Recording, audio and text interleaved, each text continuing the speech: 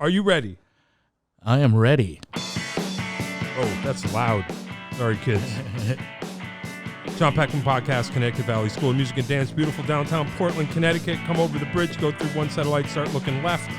You're watching on YouTube. Don't forget to like and subscribe. Hit the bell and listen after. Dave will tell you how to have your very own podcast here in our beautiful studio. And if you're any out there waiting for me to ask you, don't wait. You ask me and we'll hook it up. Here we have today. Here he is. A week early, but hey, I'll take it. Michael Blancaflor. Is that right? Yes, Okay, it good. is. It's All these years I've been saying your name wrong. We just figured it out. Drummer. Drummer. Yeah. Percussion. Beautiful. What are you doing these? Tell us what you're doing now. Right now, well, right after this, I play with a group called the Other Orchestra out of, it's a big band out of Hartford. Michael Palin runs that group. Oh, wow. So, Hey. so we're going to be hitting that. I'm heading over there right after this in Bristol. Oh, we better hurry up. Wow, where in Bristol? We play at a place called, what's the name of the place? Uh-oh. I don't even remember. A Tea Cafe, it's called. Oh, okay. The What Tea time? Cafe. What time you guys going? They go 8 to 10. Okay, we gotta hurry. Yeah, it's all good. No, it's all good. It's all good. The road all crew's good. got everything set up. So you just show No, up. I'm just playing percussion. It's Oh, that's cool. So what kind of band is it? Tell me. It's a big band. It's a traditional big band. Whoa. And we play some good. We don't play traditional charts necessarily. So we're playing a lot of. There's a lot of Frank Zappa. In the libraries. Oh, wow. And there's some Snarky Puppy in the library. Oh, I see. So So you're not doing, Count Basie or whatever. no, there is Basie in the book, but it's actually a lot of fusion. Oh, wow. So That's cool. So it's a pretty hip group. There's like we play Steely Dan tunes. So Oh, cool. And you're playing drums or percussion? I'm playing percussion. Oh, wow. With the group. My buddy Roger Post Jr. Oh, no. is the drummer. He's a great drummer. He's mostly in Western Connecticut. Okay. Yeah, maybe we'll get him in here. Yeah, different scenes. Yeah. Scenes. Yeah, that would be great. So percussion meaning whatever. Whatever. I brought my bongos and some Nice. shakers and Sure. and some sound effects. Are there charts for sound effects? Or you just No, make it up? no, I'm just making it up. Hey, that's cool. How long you been doing that? That's been a few years. Wow.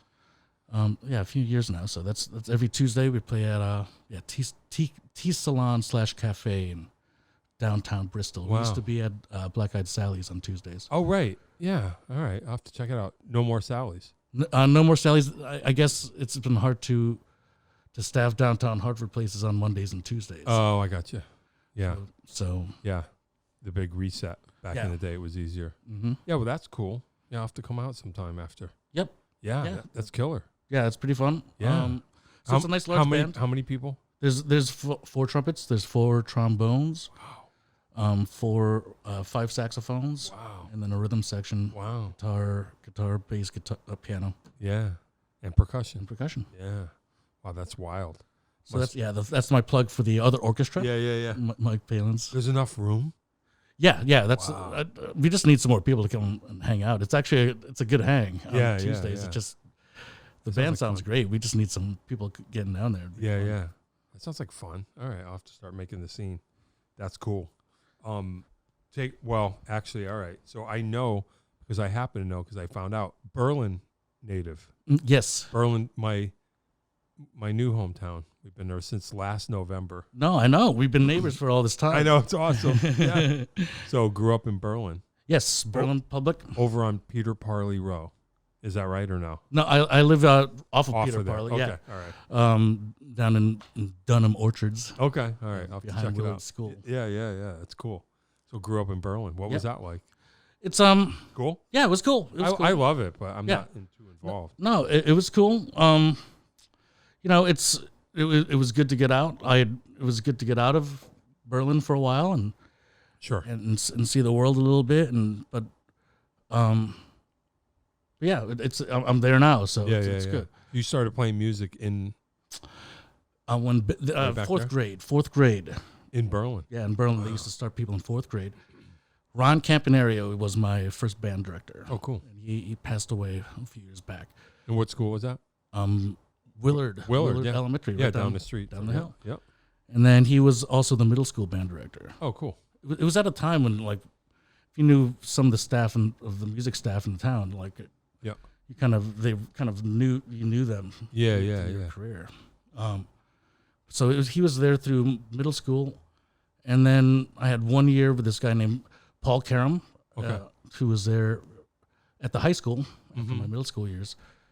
But he ended up retiring after my freshman year, so I only had him for 1 year. Yeah, yeah. And then Mr. Campanerio actually went to the high school. Oh, so wow. I So you had him the whole time. the whole time. Whoa. Is that good? Which was good, and it was good, but it only was one dimensional a little bit. Yeah, yeah. I just which was great because it left room for my other teacher, who was a choral guy. I was into chorus at a certain point, so Cool. I did sing a little bit when I was in high school. Yeah, that's cool. Yeah, Yeah, why not? yeah, it was just another musical thing musical outlet. And private drum lessons or no? Just figuring it out. I did take a few years of private drum lessons with a guy named Rich Baccaro. Okay. Baccaro. Wow. And he's out of Berlin. Okay. And he taught at the Connecticut at UConn community school. Okay. For a little while. Yeah. I don't know if he's still up there, but it's been a few years. Yeah, since yeah. we chatted. Yeah. That's cool. So it kind of straighten you out. He showed me the ropes, how to read, Yep. and walked me through my rudiments. Yep. So you were in all the bands in school? Yeah, Probably. yeah. I was extremely active in Nice. the arts department. Yeah. Nice. So you're like the drum set dude. Yep. Yeah. That's awesome. Well, it was good. We had every year had a few cats who could play. Yeah. So I remember there was a guy the year ahead of me. His name was Carl Puglisi. He was a great drummer. Okay. And it was the time we were listening to a lot of prog rock. It was early Rush, or 80s Rush at that point. Yeah. And like my earliest, I know this question comes up, our earliest recollections, That's all right. Yeah. but it's Alex Van Halen was my guy. Like, Nice. Yeah. So Yeah, Alex Van Halen, sure. seeing all those drums on Panama. It was that song particularly. Like I could specifically remember that as like a point watching that on MTV. Yeah, and you're like that. And seeing Eddie Van Halen fly by. And Sure. Yeah, definitely. So and like he hit the drums with such visceral stuff. Yeah, I love Alex. Yeah. Yeah. Did you ever hear? This is funny since you're an Alex Van Halen fan. I am too. I remember. I might be older than you. I bought the first Van Halen album when it was the only one, and I had to wait until 2 came. I was there for each one, and I forgot what I was going to say. That's an amazing place to be. That's an amazing. I got really lucky. No, I got lucky. I got really lucky. Not a lot of people got into the David Lee Roth reunion album. I think it was like 2008-ish or something. I saw that tour. Yeah, I did too. That record though, that's Alex's best record. He's doing his best playing on that record. He's killing. He sounds great. Fantastic. Yeah. He's like totally underrated. Yeah. I mean, I love Alex. his time, and the guy swung. Like he's playing all these really fast shuffles in a really heavy kind of heavy ways. Oh no, I love his playing. One of my students, it probably took like, half-hour lessons. It probably took about 2 months.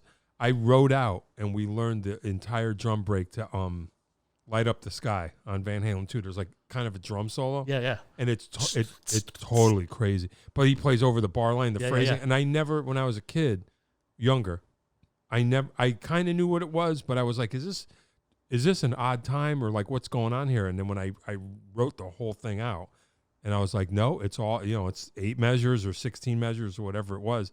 But the way his phrasing is, it was, we both learned a lot. We wrote out the whole thing. I said, all right, you know what? Let's get into it. Yeah. Note by note. And this kid's playing it. And he's tearing it up. That's awesome. Killer. Yeah, it was great. So there's a lot of skills in that 8 or 16 measure break. We had enough to keep us busy for like 2 months. I'm like, awesome. Oh, I love finding those things. Yeah, it's great. And it was good for me too, because I was like, I finally learned this. Like I always, when I was young, I was like, someday I'm going to figure that out. No, of course, probably Alex, he never played the same way twice. No, probably just like Stuart Copeland. Right.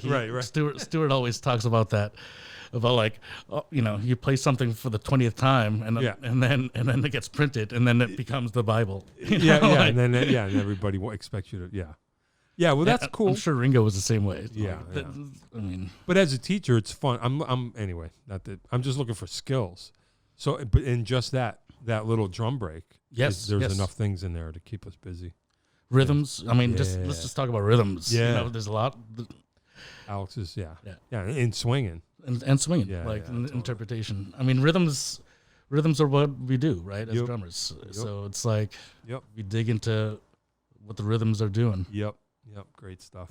Who else did you dig? Growing up, I'm a Jeff Porcaro fan all the way. Oh, hey. Sure. Jeff, sure. And then Bonham. Oh, yeah. You can't grow up and not Bonham. Yep. Pert. Yep. Alex. Yep. The usual suspects. Yeah. I mean, it's the usual Stuart suspects. Copeland. And then you get into Dave Weckl, like you buy the magazines and you see all the cats. I love Dave Weckl. Yeah. Weckl, and that opens a whole door. Sure. Yep. That whole thing. It opens up fusion and then bebop. Sure. And then fusion again, fusion from the 70s. Yep. There you go. Yeah, all the same. Yeah. Yeah, it's. I think, how can you not in this day and age? Like for our growing up, particularly our generation, pre-internet. Yep. Like we spend a lot of our economy. Like I remember selling a lot of newspapers. Oh, dude. And Yep. I delivered a lot of flowers. Yep. Whatever I had to do to make sure I could. Yeah. Paper route. Yeah, that was me. Paper route money. Buy drums. Yep. Yeah. Yeah. Paper route money. My first job out of high school, got a job at the car wash in town. Not there anymore. And we had a system. Me and my friend, he was a bass player, and he got me the job. So we were like, we were cool working the summer job at the car wash. And we figured out when the boss wasn't there, which sometimes he would leave us alone, and the older kid who was our kind of boss when he wasn't there, he was cool.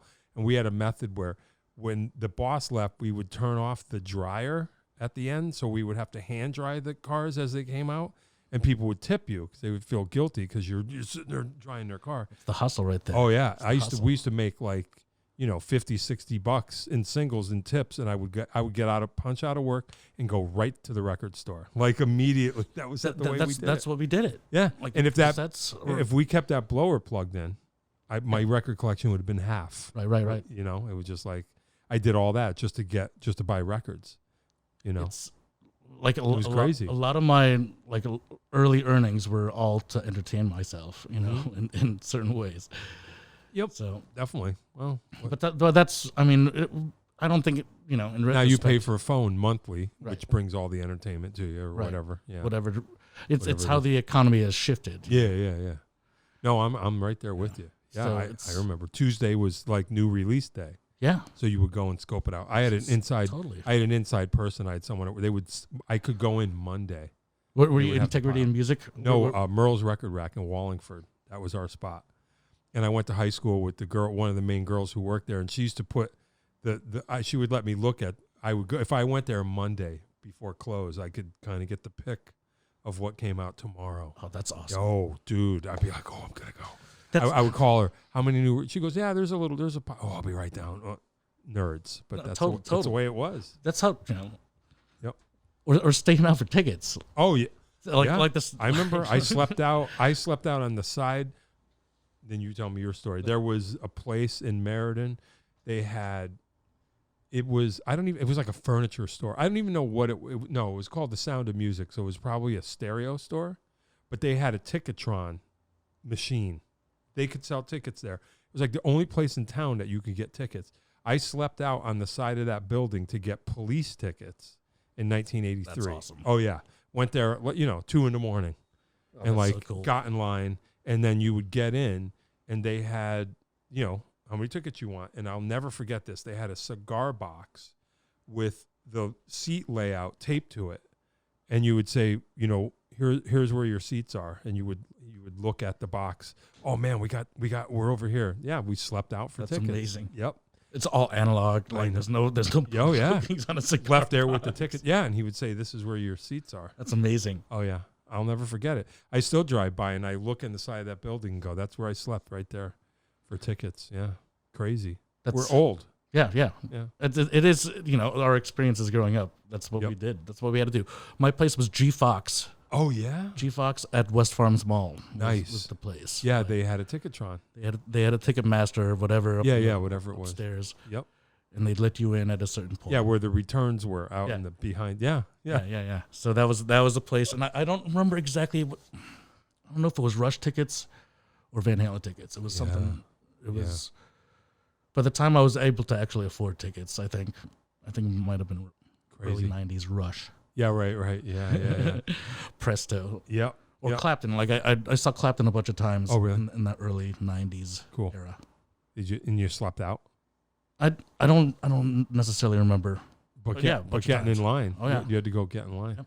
I remember Prince came to the Civic Center probably in '84 or something, and I was playing in Hartford. I was playing it was called Mad Murphy's in Hartford across from the train station. And I remember me and the older guitar player, we were going to play the gig and then leave the gig and go get in line because tickets went on sale. So we got done with our gig at like 1:30 in the morning and went and drove by, and there was so many people already. We were like, never mind. So I never went. But that was our thing. We were going to play the gig and then go sleep out in line to get tickets. Never went. Anyway, sorry. Oh no, man. That's crazy. I mean, that's what we did back then. Different world. Yeah. And another good show was in Wallingford was seeing Tower Power in the Round. Oh sure. Back in the day, like yep. It's like, come on, man. Yeah, it's crazy. Yeah, and then it swings around and you can see what he's finally playing. Oh yeah. I mean, by the time I was able to see him, it was not Dave. It was Herman Matthews. Herman. Yeah. I liked Herman. Or was it? It could have been Russ McKinnon even. Oh yeah. Yeah, I remember Russ. Yeah, in the '90s. Yep. Yeah. But yeah. But just even. I know. I remember doing that. Around. Yep. Yeah, and then you would just So anyway, in case anybody doesn't know, so I guess what do they even call it now? If we call it Oakdale, do people even know? Yeah, I think they know, but it's like the Toyota Oakdale Center. In Wallingford, it's just a regular venue. It's cool, but back in the day, it started as a tent. I don't remember those days, No. But it was like round, and the stage was in the round, and you sat around it, and the stage would literally rotate. So you would watch the show, go, that's cool, but then when the drums were heading towards behind you, then you went to school. Then it was like, okay, let me see what's going on here. Let me check out everything. What are those symbols? Oh, damn, there he goes. Yeah, got to wait another 8 minutes or whatever, however long. Yeah. Did you ever? I played there once. Did you ever play there? I never. I played there once in the round. That's awesome. Opener for Ray Charles. It was crazy. Opening for Ray Charles. Dude, I don't want to tell my stories, but yeah. That's awesome. Yeah, I thought I made it that day. That was the day. I was like, I played Oakdale in the round. No, that's a check. I mean, it was. Yeah. And it was Check everything. It was actually everything I thought it was going to be that one time. Yeah. It's all been downhill from there. So anyway, what happens with you next? So you're playing. Because when I met you, you were in New York. Yep. After my undergrad, I went to the University of Connecticut. After Berlin. Yep. Ended up doing 1 year at the University of Massachusetts at Amherst. Okay. And this is where some intersections happen. Like, I met a guy named Tom Hannum, he's the marching percussion director up there, and so you're studying music.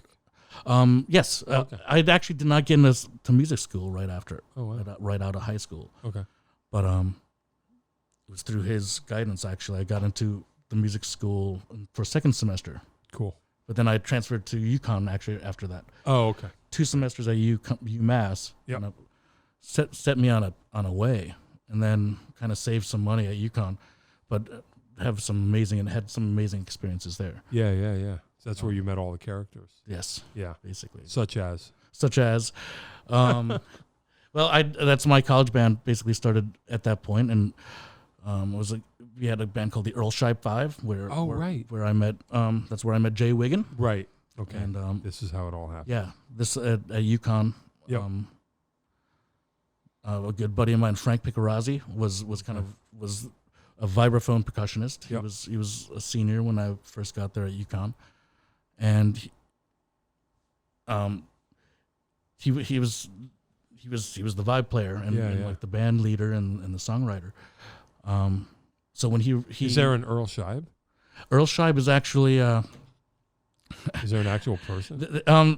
I don't know if you remember those commercials for Earl Scheib painted the cars. No. He'll paint your car any Oh, really? any car any color for $99.95. I don't remember that. Oh, really? It used to be a paint ad, auto body ad here in New England, and I guess into New York. Okay. And it was just something funny that I think Frank and my friend Colin Gentle and one rendition of that band kind of came up with, the Earl Scheib 5. Oh, okay. All right. And then when Frank graduated and I took over the vibe spot, and then the bass player left, went on with his life, and that's when Jay took over, and that's when I became friends with Jay Wiggin. I got you. That's cool. So when did Vibes come into the picture? So you started off on kit. I started out on drum set, branched out, and through that UMass experience, there was a part of the marching band called the Front Ensemble. Okay. Which had marimbas and vibraphones, right. bells That don't march. They're like, they don't march, but stand there. we're hauling gear all over the place. So, it was early renditions of the Front Ensemble, and I kind of got into that. And between my time at UMass and UConn, I did something called Drum Corps International. Oh wow! I marched with a group called the Boston Crusaders. Oh wow! And and that's cool. And that actually leads me to, I was just listening to Jeff Brown's podcast before this, and talking about creative music on his a lot. And I mean, that was part of my grow up. That was such a foundation. Yep. Jeff Brown, like every time would go in there, he'd be behind. He was doing something. Oh yeah. And he was always so hip to. Every time I went in there, he always kind of, hey, come on, kid. He was always very, very open with his information. Yeah, he's the best. And as anyone listening, listen to that podcast, that episode. Yeah. That's a good one. Oh yeah. Especially drumming in the Central Connecticut scene. Yeah, that was ground zero. Yeah. So crazy. So that's how I became friends with Jeff. Yeah. And through my drum corps experience, because he actually marched drum corps too. So he had this whole earlier drum corps experience. Yeah. So we're kindred rudimental drumming buddies, Yeah, that's cool. Yeah. Yeah, he's still into that. Yeah, it's really cool. And he actually got me into the Sting. Like he'd sneak me into the back door at the Sting when I was underage, just so, and I'd hang out on stage and just watch him play. It wasn't like I was drinking. What, Monster Band? Yeah. Monster Band. Like that was huge. Like me, the formative years of me listening to CCC. 105.9 and 106. Yeah, and there you are. And hanging out with Jeff at this thing. Right. It's great. Yeah. So that's. He man, just come on. Yeah, sure. Knock on the back and say, and tell him to come get me. Yep. Oh yeah. No, those were the days. Yeah. So, that's killer. So the vibraphone came in because I, in order for me to have a space I wasn't good enough drummer. I met there was the drumming thing at UMass was a whole thing. Okay. As far as rudimental marching percussion. Okay. No, I was a drum set player, so I got you. I naturally went. So you found a different lane or whatever. Yeah, I just that's cool. Found another lane to learn from and grow from. Why not? And it got me into music school. So the vibraphone and marimba kind of playing. Oh, cool. Kind of started there, and then kind of. And then you just still kept playing kit the whole time. It's That's so killer. It was always it's been like. Yeah. Going, jumping over, like I'd have to go. I practice the mallet stuff, and then I got to practice the drum stuff. And hey man, it's all good, right? Yeah. Every little bit helps. It's I call it the drummer's journey. Yeah. Musician's journey. Like we're all in a different place with it, Like you never know. And our experiences are the building blocks of that. So definitely. So yeah, why not? Yeah, right. That's killer. It all helps out. I went through my Afro-Cuban thing for a while. Yeah, me too. Went through my West African thing. Sure. I did the djembe thing. And, sure. There's nothing like really getting your time set and your ensemble playing set by playing the same rhythm for 10, 15 minutes at a time. Yeah, I can imagine. Yeah. Really making it perfect for that amount of time. And it's killer. There's that religious aspect of or that. I know there's discussions about it takes 10 minutes for the body to really get in rhythm. I see. And really for the body to And there's like medicinal things that happen to the body after 10 minutes. Yeah. But unfortunately, we live in a 30 not second, enough 30 repetition. Or we live in a 30-second society. At this point, So something happens after a certain amount of time. Yeah, metaphysically. Some things happen, brain chemistry, and that I think it releases endorphins and it gets the body happening. Sure. That's something to cool. be said about. And like you say, that music is ancient. It's ancient. So they already know. But I think when we go on when the dance floor's hopping and we go on a 10-minute jam, making sure we don't. I don't want to mess with that. Right. That is a beautiful thing we're all that's locked happening. into something. Yeah, and my actions and my groove is affecting everything out there. And that's wild. Yeah, no, I agree with you. I mean, I feel like with drumming, although I suppose there's all different kinds of drumming, but I feel like at least in some rock and roll or some music that I'm interested in, it's like you have to. I don't mean this like in a derogatory sense, but you have to be a mule. Like I tell kids, like, don't be afraid to play the same thing 100 times in a row with no variation. Like, it's a different mentality. And some musicians aren't, and I just go, well, those are the lead instruments. But to be in the engine room, to be a rhythm player, don't be afraid to play only the one thing. Time is all we need. Yeah. Good time. Yeah. Whatever time, like I label it time as an educator. Like, so when you're playing time, whatever time we're talking about, we're playing funky time, we're playing jazzy time, we're playing whatever time we're talking about. Yep. Right. Yep. And then. Yep. I agree. It's got to be there. Yeah. Be a mule, or just no mind. Do it until there's no there's no chatter. And like you say, then you're in a different thing. Different thing shows. You want to be able to do it so much that you can get to another level mentally. Yeah, like and definitely. That's why I think, you have to walk yourself through some of those. Yep. Those things that make your twist your spine. Yep. I think the twist the spine. Yep. When something's got you that you got to work on, it's like. Yeah, definitely. Yeah, well, that's what I always tell my kids. And then when you find that you're in a good spot, but you do it enough so that you can then relax. You can do it without your spine. Yeah. Because we all have tells. My tell is my shoulders go up, and I'm always like, okay, you need to do this enough so that you can relax and feel like it's within your control, so that there's no tension, and then that's where the trouble is. But it's all balances, Yep. No tension, but yet you don't want the stick to be falling out here. Right. It's like that fine little place. Crazy. Yeah. No, that's what it all is. Yeah. You say if we think about it, well, we could solve everything. Somewhere in there. Well, between try and not try or something like that. We're in there somewhere. And in the end, Tom the Hannum, the gentleman up in UMass, he really was able to break things down to its simplest forms. Oh, that's cool. He was really great at doing that and really getting all of us to believe in something together. Yeah. So it's inspiring stuff. Yeah. I only hope to. I'm fortunate. I get to work with him at the University of New Haven. Oh, hey, he's that's cool. He's in a colleague situation. That's cool. Last couple of years have been really wonderful just to be able to learn. Yeah, I bet. Yeah, that's cool. But I stepped away from the activity for a while in teaching. Oh, okay. For a few years, because I was focusing on the theater stuff.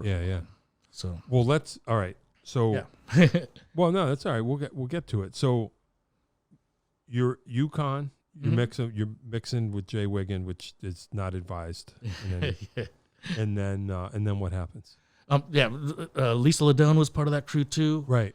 And some really great musicians. Like I was fortunate to be at UConn with some really really I hear about it. I wasn't there, but I hear about them all. It's a lot of cross things happening. Like the grad students my first year were all playing principal spots with the Hartford Symphony. Wow. And they're already tried and true musicians. Yeah.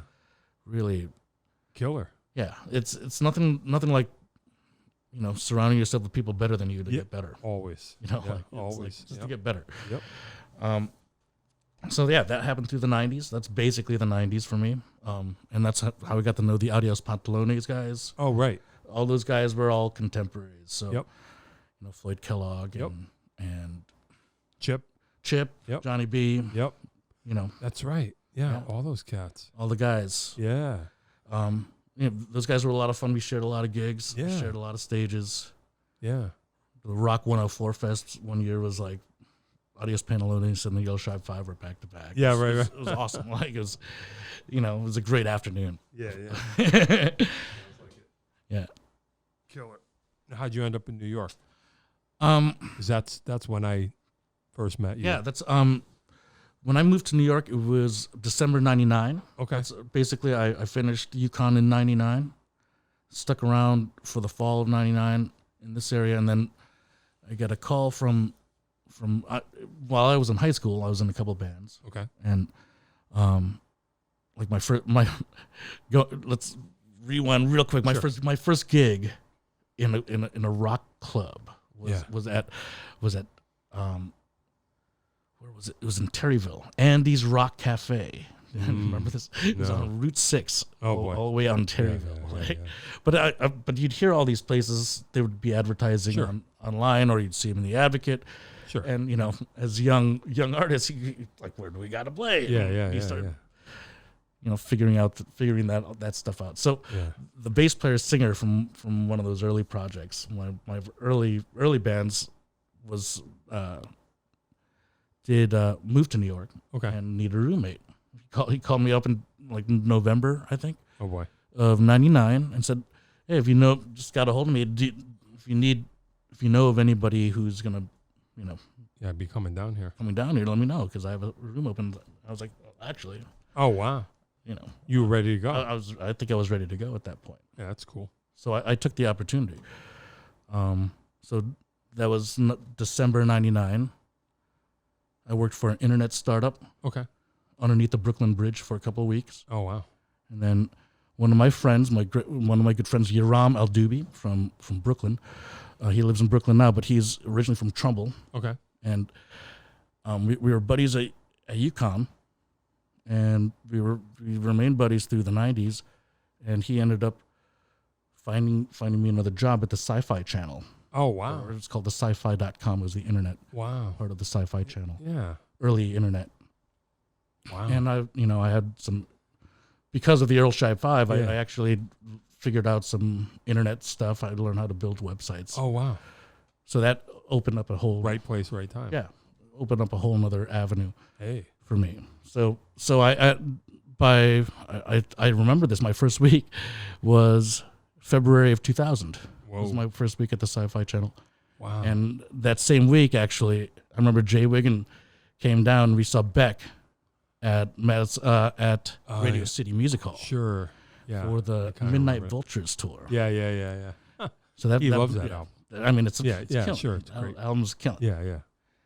And I love that album too. So I was fortunate to share that with him. And he parked in my neighborhood, and we got the train back up. Yeah. But that was like after my first week at wow. job. Yeah. You're like, here I am. Yeah. I'm doing it. I'm in New York. That's cool. So and you became a .com millionaire. I wish. I mean, no, I didn't. Somebody did. So some people did. A whole lot of people did. Yeah. And then they didn't. I mean, yeah, there's a whole lot of corporate money out there, man. Yeah. It's amazing to see it happen. So. Yep. But I mean. Did you do any playing down there? Yeah, I was in a bunch of bands. So nice. Since I was doing the corporate thing, I was in a band called Crab. Okay. Some guys from Queens. Sure. Heavy rock kind of thing. Yep. And then I learned how to play bass at that point. I taught myself guitar in 8th grade. I was that kid who locked myself in the room and sure. Why not? Magazines. Yep. Magazines, tab, and cassettes. Wow. That was growing up. So I taught myself guitar. And by that time, like Jay was my buddy, so we I was always interested in other people's instruments. It was always, yeah. because Sure. as a rhythm section person, Yeah. it's good to know what the bass is doing and what Yep. the guitar folk are doing. Yep. So I actually ended up playing bass in a metal band. Oh, that's fun. That's great. Yeah, it's my one title on iTunes. Actually, I think it's like my one credit on iTunes. Hey, that's great.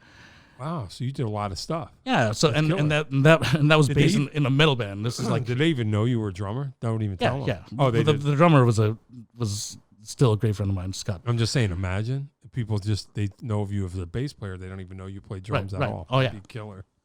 That's great. Yeah, there's that whole... So Mr. Metal Bassist, that's you.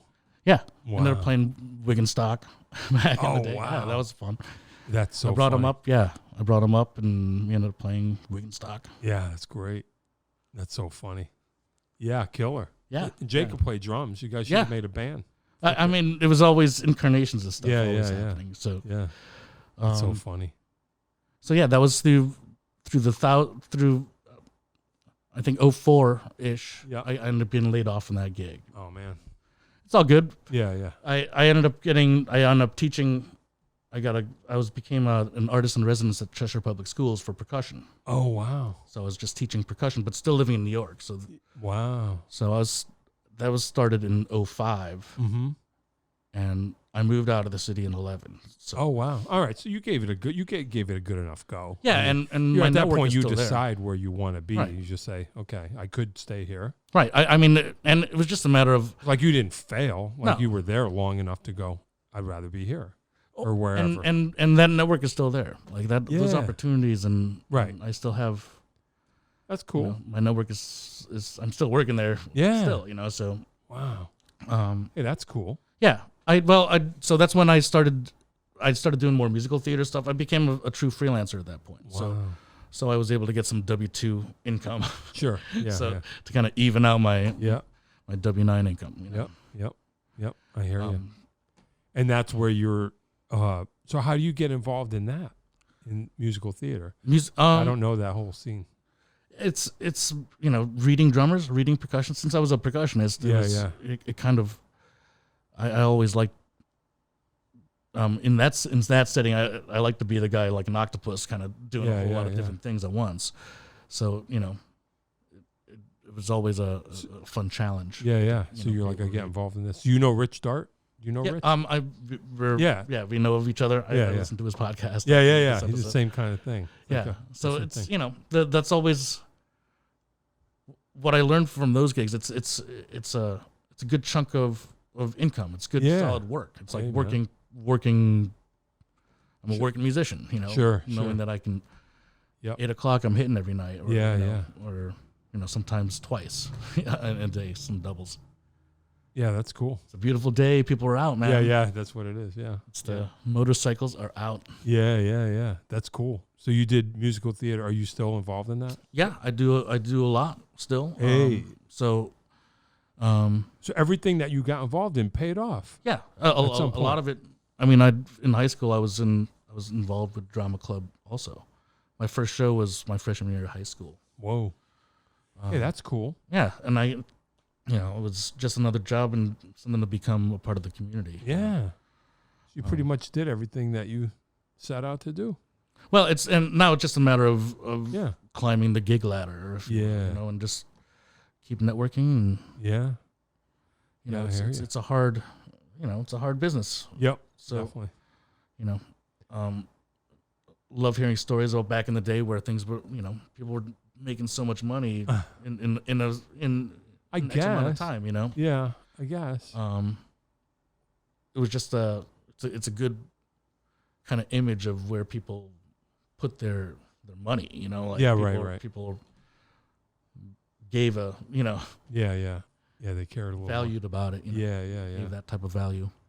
And, I mean, that's the one thing that we have to overcome, I think, as artists. We have to figure out ways to monetize from the art a little bit. Right. Because, not that people were making it a lot before, but, right. Only a few. Yeah, just more things competing for people's attention. Right. Yeah. It's really diluted. I mean, I don't even listen to something unless someone vouched for it anymore. Like someone's gonna say, "Hey, you gotta check this out." I'm like, "No, not yet. I'll check it out now." Yeah. But like, I'm not out there actively searching for stuff. Yeah, There's just so much of it. So much. Yeah, yeah. I know what you mean. Yeah, it's crazy. Yeah. Yeah. That's why I think that's why I'm trying to get off the digital stuff a little bit, just because I'm trying to hit the shed more.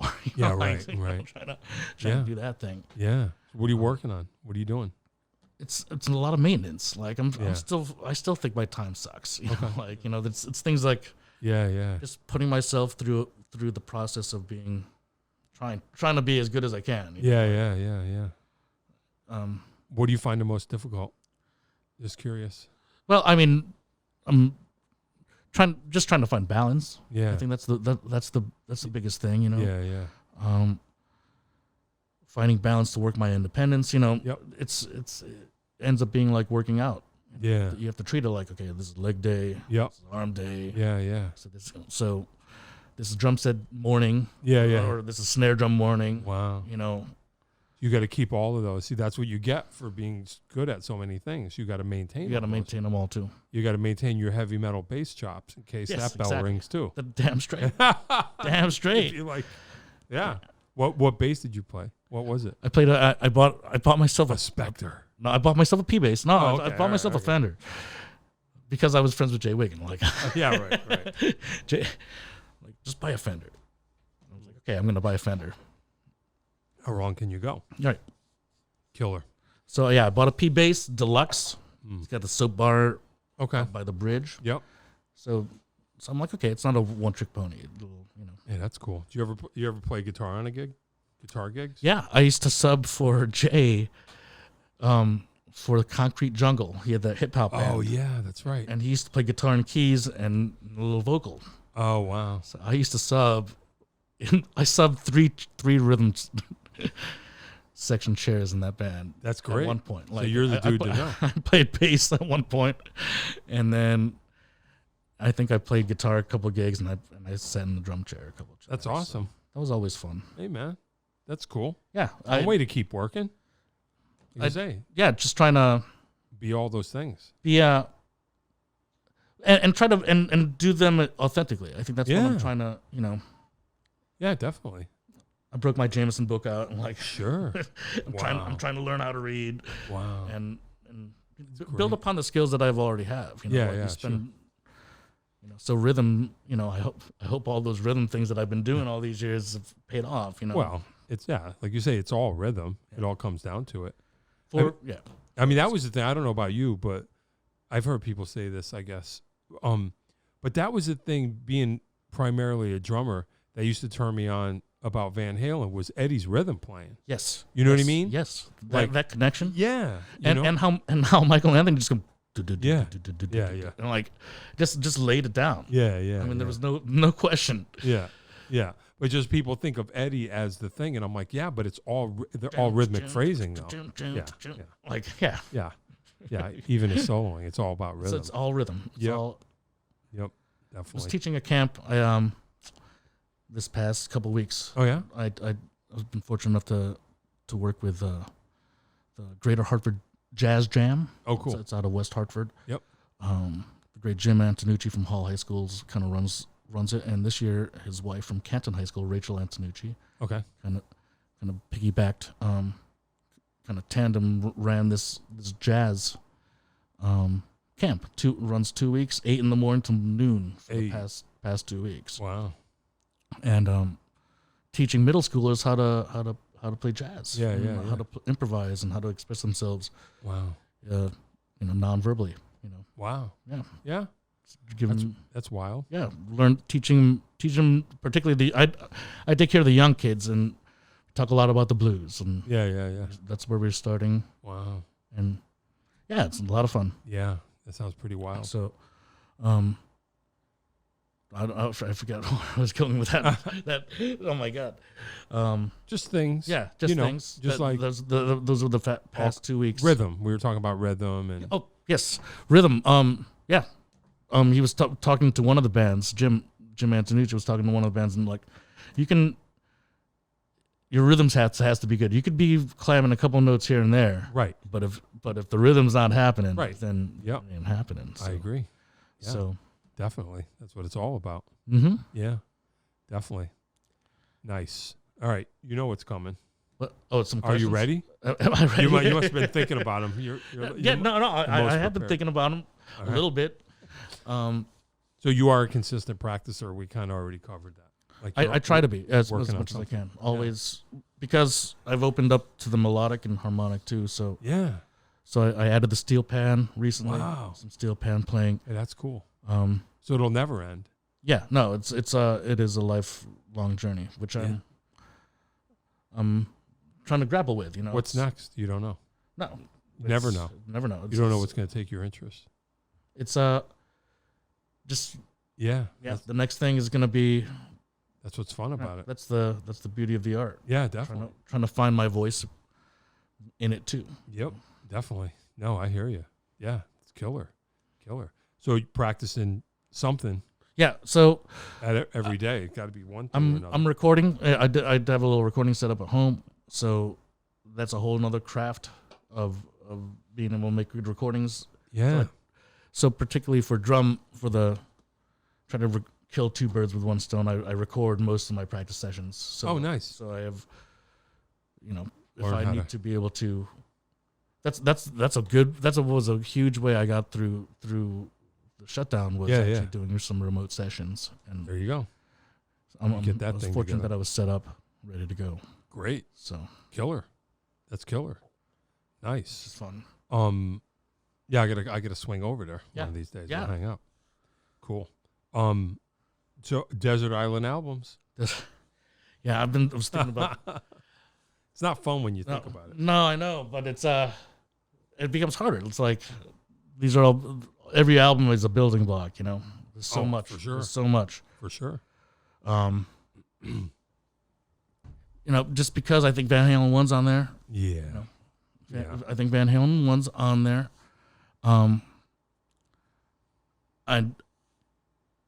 I think Apostrophe Overnight Sensation, nice. which is it's a Zappa album. Yep.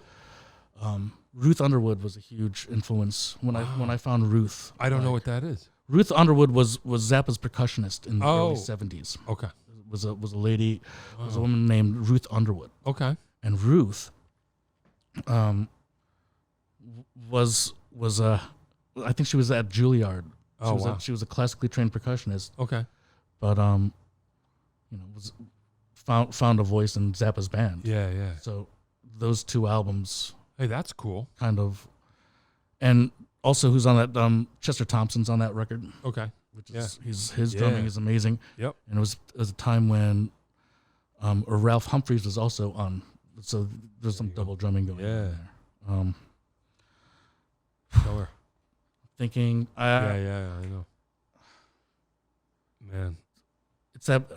I know. As much as there's that Michael McDonald record with like Steve Gadd and Jeff Porcaro both play on it. Sure. It's the one with Don't I Keep Forgetting. I keep forgetting. Yeah, it's the one with I Keep Forgetting. Yeah. It's all that. Yeah. In the early 80s. Yeah, early 80s, late 70s. I forget exactly. Yep. I know what you mean.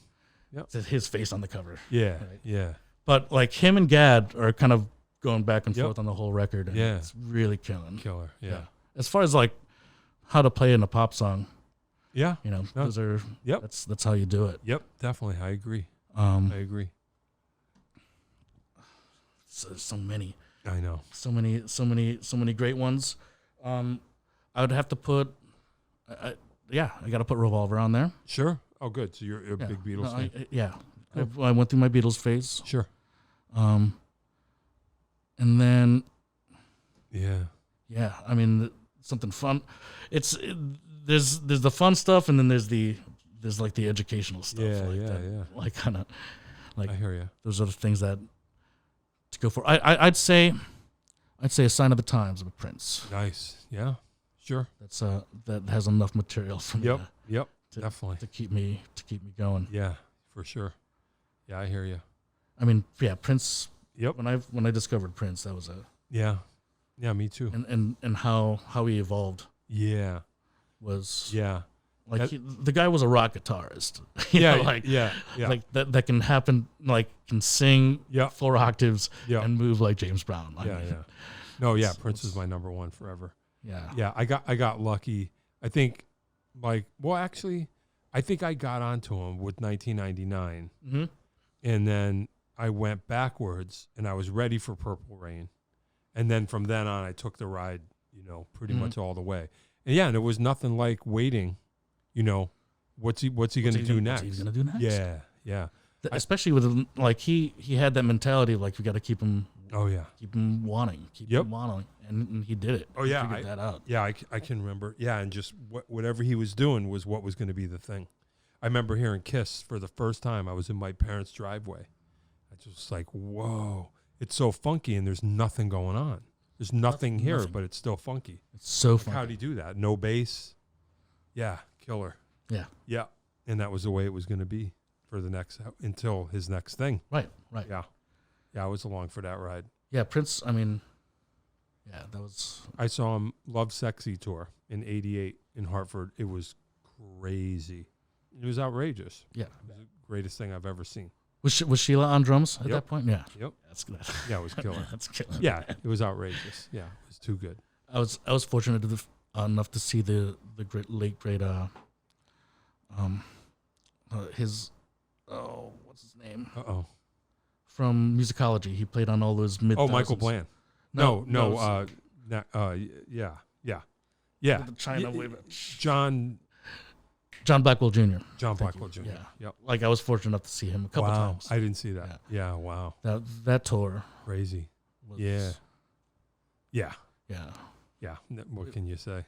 It's watching him work was, and work the crowd was a masterclass. Yep, definitely. Yeah, the greatest. Yeah, it's hard to believe something could be that good. Yeah.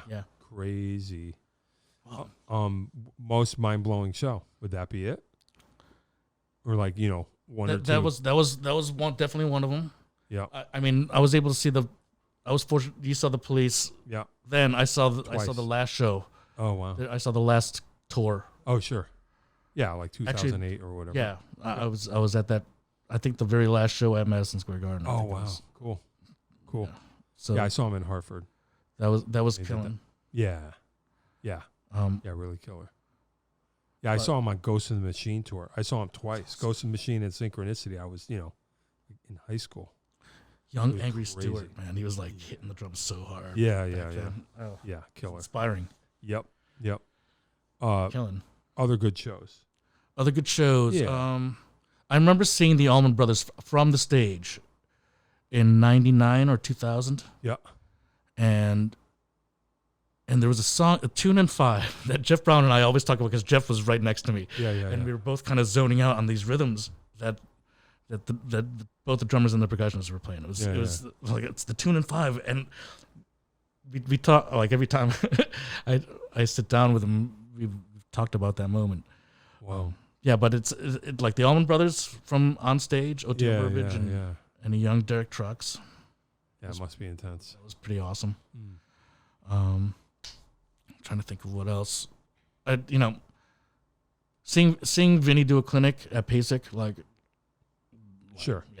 Yeah. The Vinny. Yeah, that's gotta be crazy.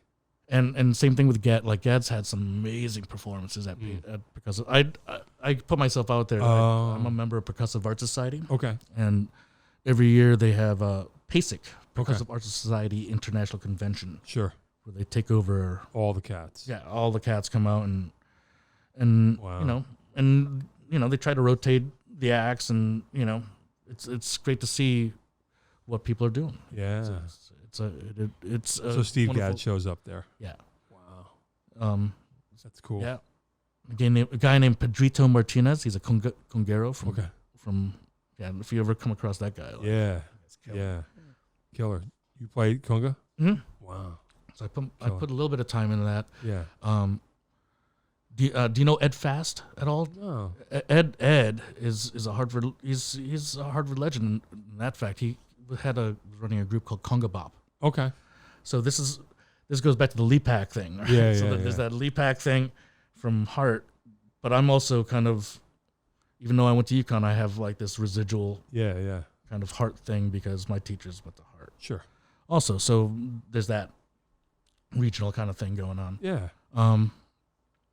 But where was it going with that? Kunga. Yeah. So yeah, Ed's got a great group in the area called Kunga Bop, and it's great to watch him do his thing. And I was taught how to do a slap about 20 years ago at a PASIC. Wow. And I spent my whole career making sure that it's taken me years. I can't. Taken me years. I can't figure it out. But now the hands can figure it out.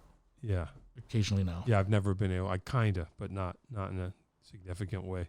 So yeah, the Kunga thing. Yeah. Trying to learn all those rhythms. Like the West. I mean, there's a reason why. Yeah. The whole West African tradition or the Afro-Cuban thing is real. That's that's why. Yeah. No, you got that right. Yeah. And the more you learn, I'm also a product of the more I learn, the more more little I know. Totally. Yeah. So as I do learn more, I put myself in those situations to learn. So, yeah, definitely. Why not? And same thing to try to put towards my students, like, man, welcome to the club now. Yeah, right. Yeah, like we're on the same page. Definitely. Yeah, it's not like I know everything. Right. I might be further ahead of you, maybe in the stream, but we're in the stream. Oh, definitely. If you're in the stream, then you're gonna get it. Yep. I agree. Yep. Kind of do the same thing. Desert Island food. Do you know Desert how? Yeah. I thinking about this one. Boy, this is a good one. No, I think I could eat tacos every day. Yeah, me too. I think I could eat tacos every day. Yeah. Yeah. Oh yeah, that's right. It's Tuesday Taco right Tuesday. Yeah, I guess. Just because we say it is, because we have the world decided. Yeah. The alliteration. Yeah. Yeah, that's cool. Yeah. Yeah. So I think Why not? It's got a little bit of everything in there. Yeah. Yeah, you could have anything in a taco. So pretty much, right? And if it's a desert island, and most likely there's some seafood involved. Which there could be. Yeah, you never know. Could be. Killer.